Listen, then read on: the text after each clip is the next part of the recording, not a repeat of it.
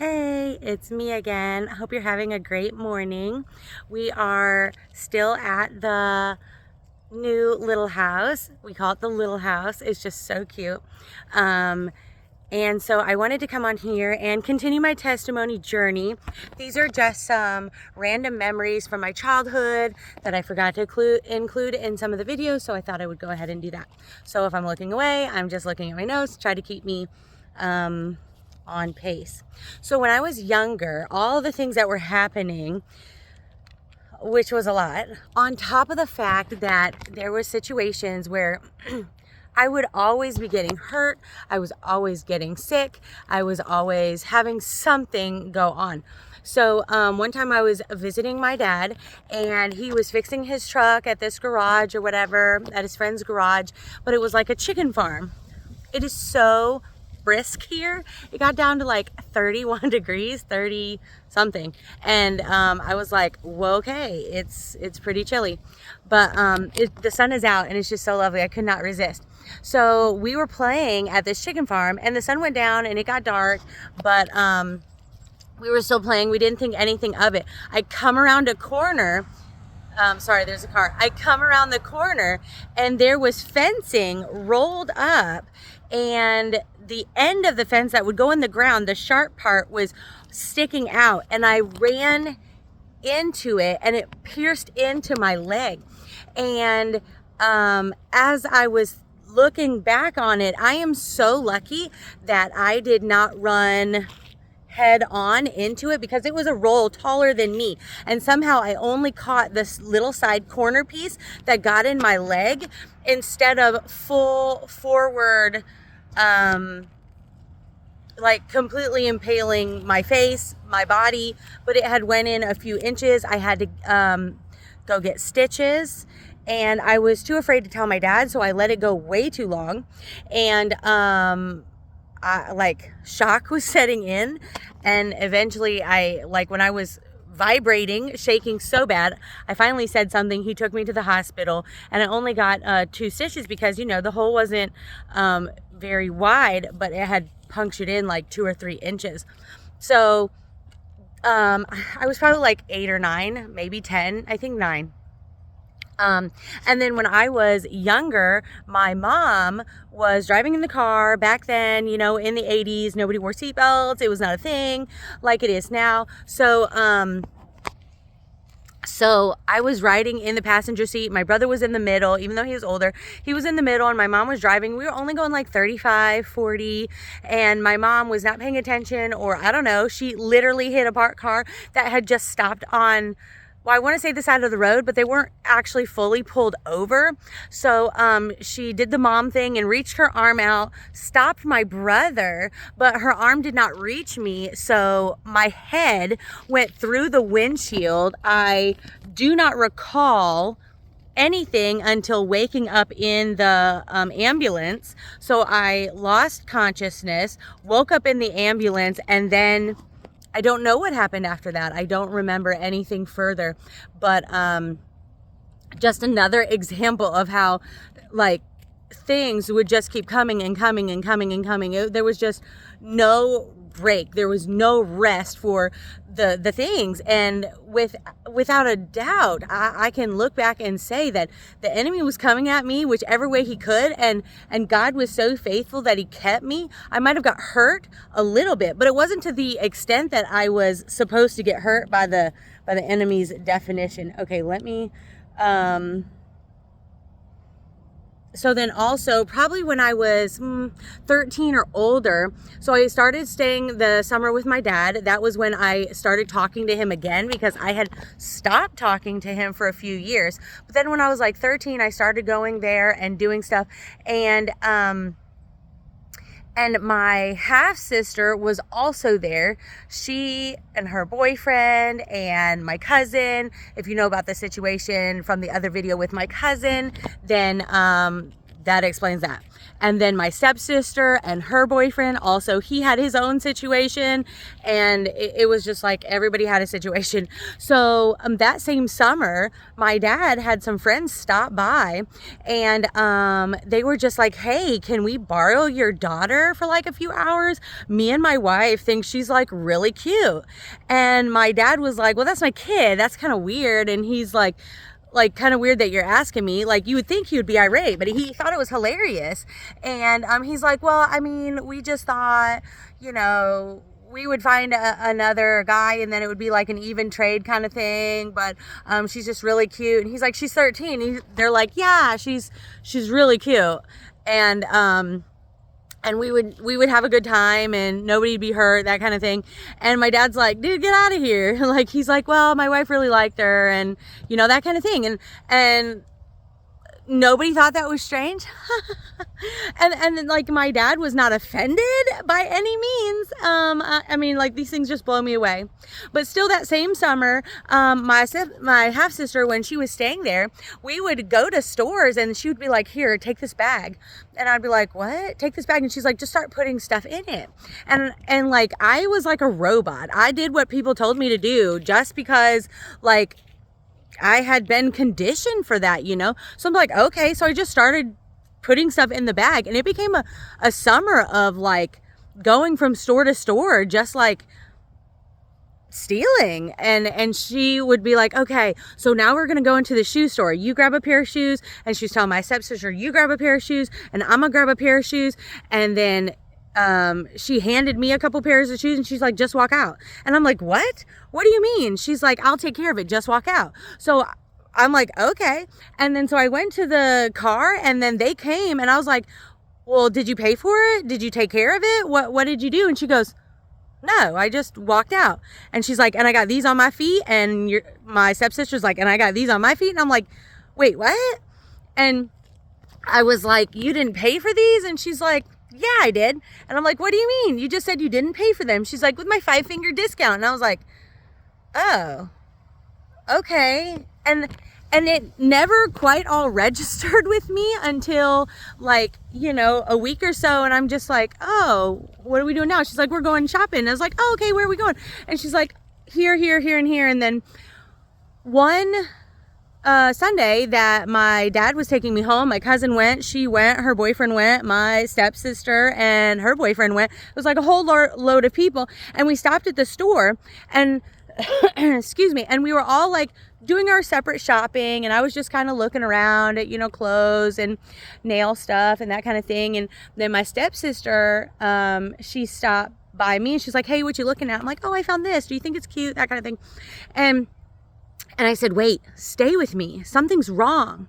And she was like, what do you mean? I said, I don't know, but slow down. Something's wrong. She's like, well, Dad wants us at the door. Come on, we're going to leave. And I was like, no, something is wrong. Just stay back here with me.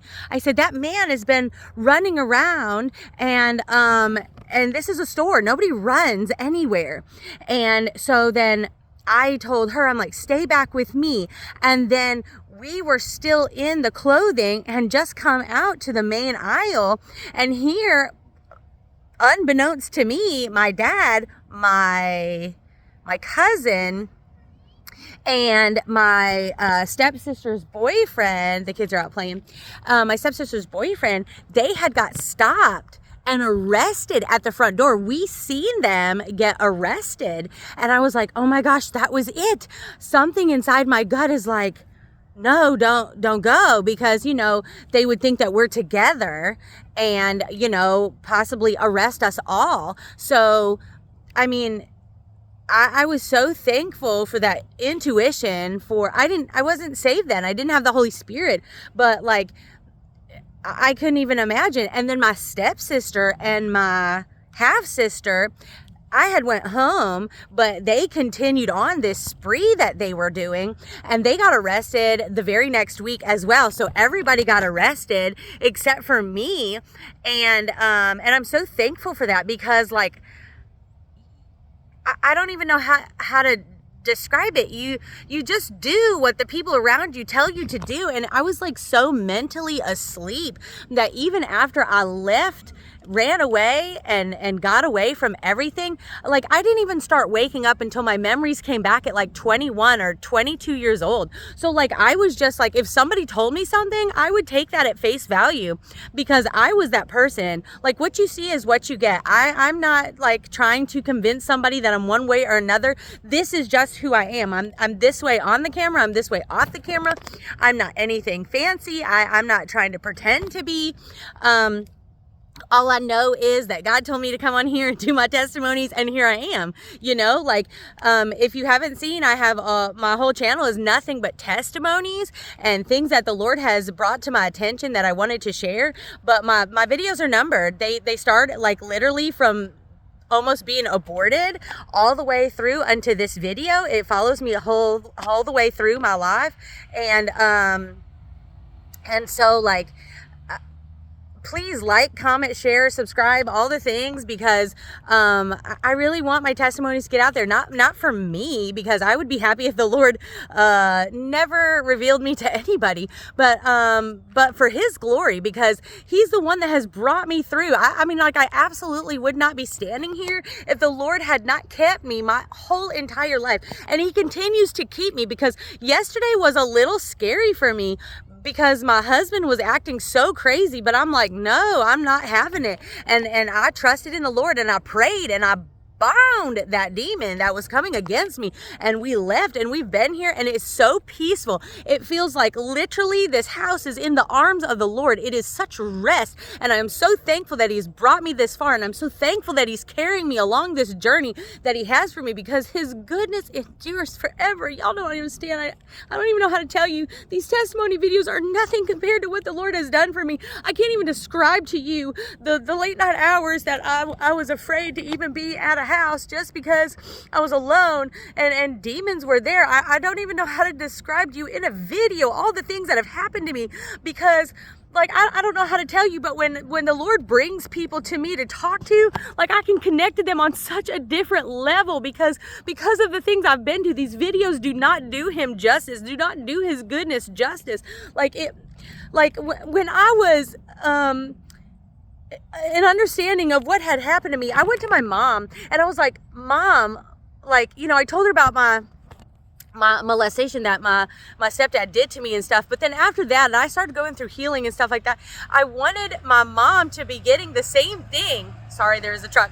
I wanted my mom to be getting the exact same healing. So I prayed for her, and I was praying, and the Lord gave me a dream. Not once, not twice, but 3 times. He gave me the dream. Every single time I would pray for my mom, He gave me a dream.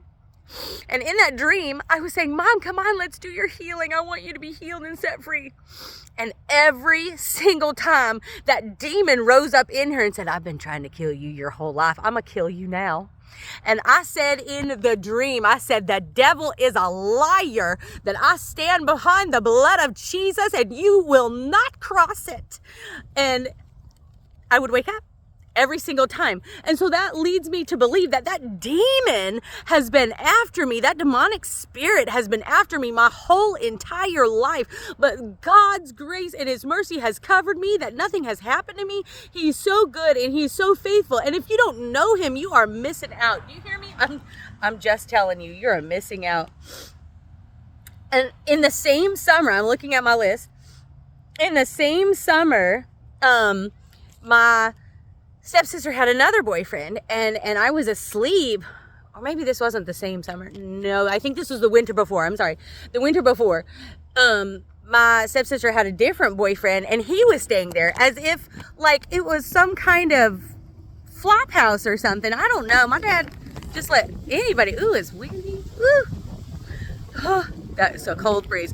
So I was just laying there in bed, minding my own business, and all of a sudden this man, because she was like 14 and he was 28, and that seemed very normal, you know, very normal at that age, or when I was 9, it was nothing to be talking to someone in their 20s. And I look back and I'm like, I would rip my kid apart.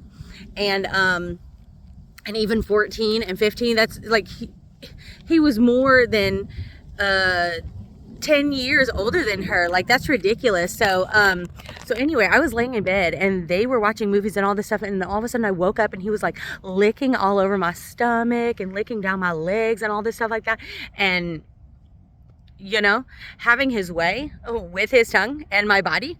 And I'm just like in complete like state of shock, because it's like, why am I just asleep? And then all these men just think my body is just like, hey, that looks like something I should take advantage of. And I just don't understand those things. And I would love to believe that it didn't happen often, but clearly it did. And then the other testimony, the other part of my testimony that I wanted to share is the very first time that I gave my full testimony. Some women's meeting overheard a little piece at that church, or word got to this woman from somebody at that church that heard like the 2-minute version. And she's like, I want you to come and I want you to tell your testimony, the full testimony. You can have like 30 minutes, which is not my full testimony, but what I could squeeze into 30 minutes. So I went there and I got ready and I said, this feels like my wedding day. My makeup went on so easy and my hair was beautiful and I felt just like amazing. And I gave my testimony and I crushed it. I was like reading off my papers and stuff like that.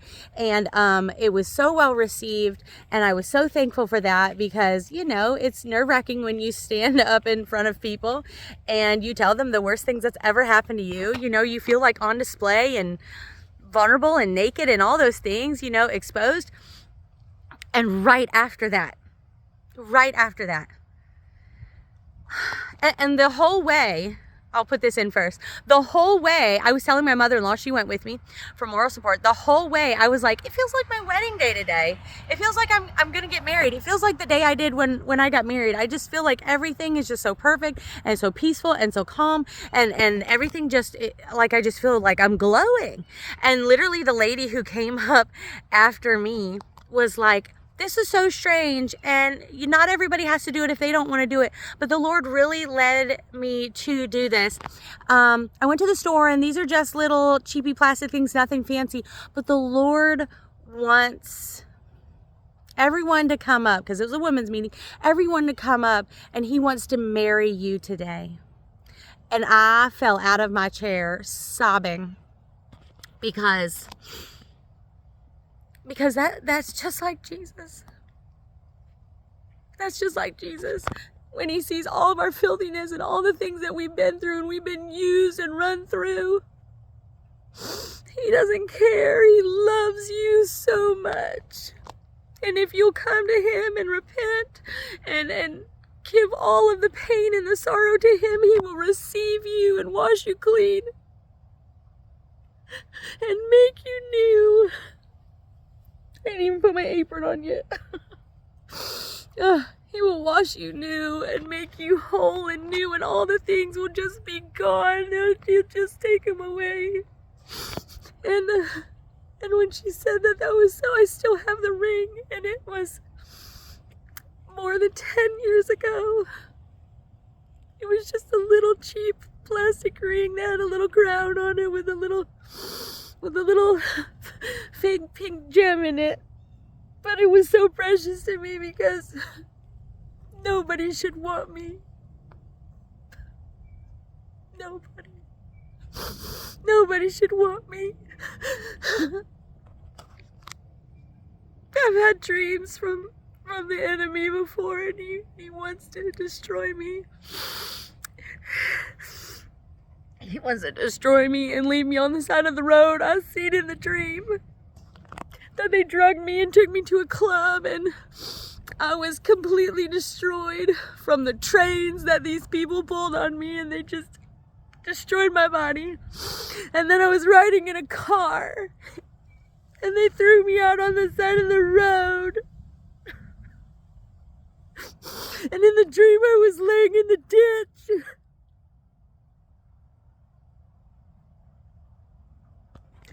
In the ditch, and I could see the bottom of the wheels go by my eyes. I blinked a couple times and I see the people walking, and they just walked by me. I was garbage and nobody cared about me.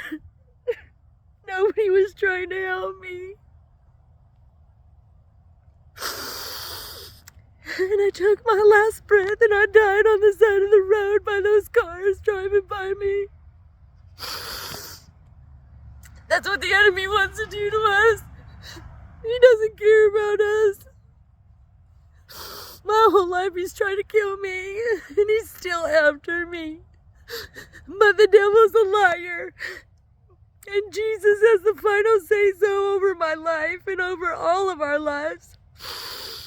If we give it to him.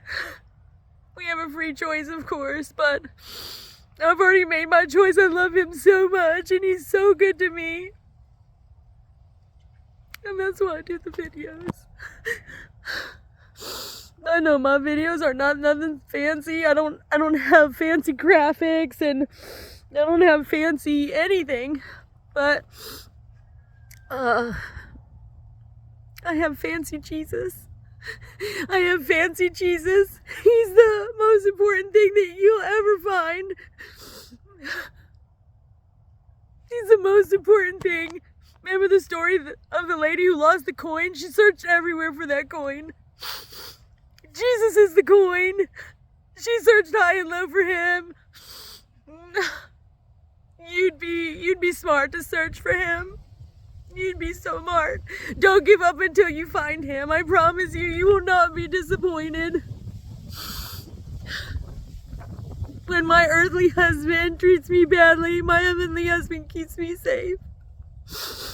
And he takes care of me, and he loves me, and he's kind to me.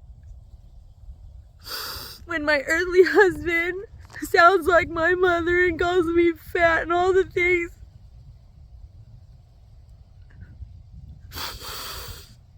my heavenly husband is kind. I know that I'm not pretty, and my youth has gone away fighting all these things. But he loves me. I'm not some TikTok beauty. But I know things that they'll never know. And I've been through things that they could never fathom. And I know my body is not a 10.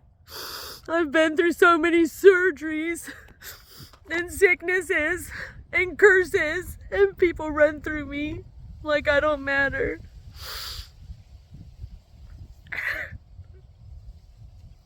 But I survived, and I'm working on doing better. It takes time. It takes so much time. It frustrates me sometimes. It really does.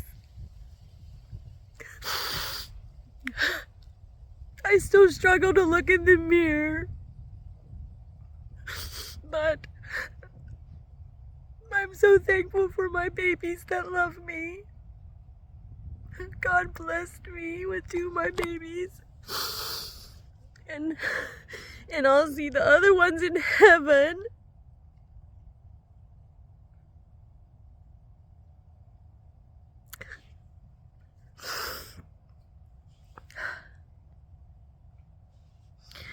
Yeah, I'm just gonna leave it with that.